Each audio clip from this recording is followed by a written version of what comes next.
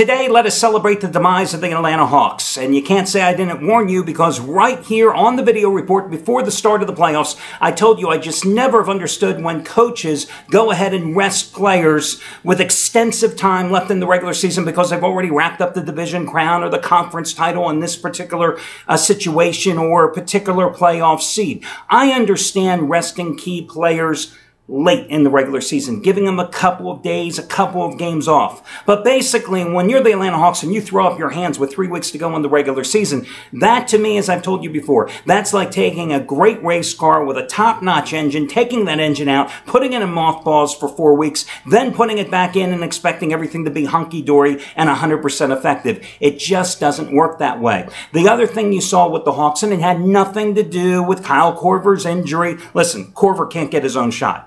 Isn't that painfully clear after all these years? But it's even more so in the postseason, because postseason basketball is not the regular season. That's always been that way. Guys, teams that have that free-flowing, run-and-gun, offensive style of play, they generally, unless they have a defensive stopper anchoring the middle, struggle when the game slows down and it becomes more of a half-court game in the postseason, and that's what the Hawks' problem was. So the Cleveland Cavaliers wrapped up their series.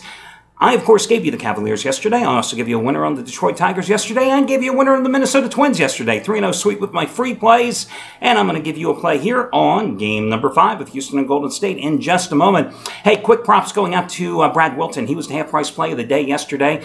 Big 75-dime release as he scored with the Cleveland Cavaliers last night. And again, you got it as the half-price play of the day. FYI, today, he's got another 50-dime playoff winner, number 16 out of 22. You know how deadly he has been with his totals.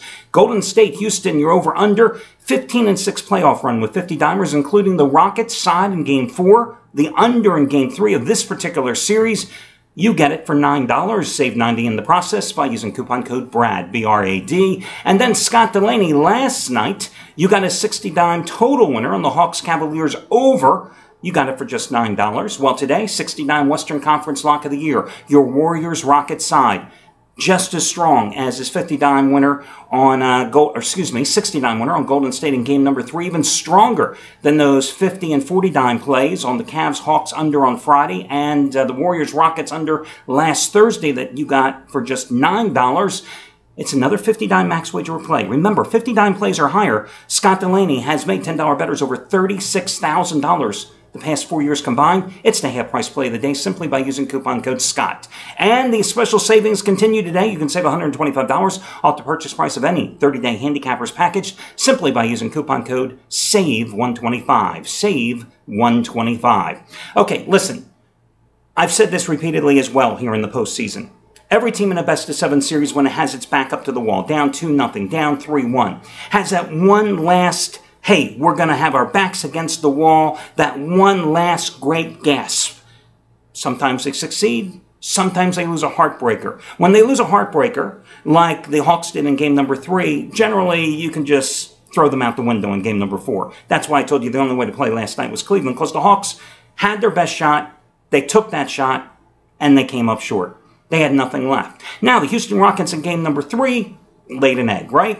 Game number 4, backs against the wall, magnificent effort, James Harden leading the way. They got the job done. They got the straight-up win.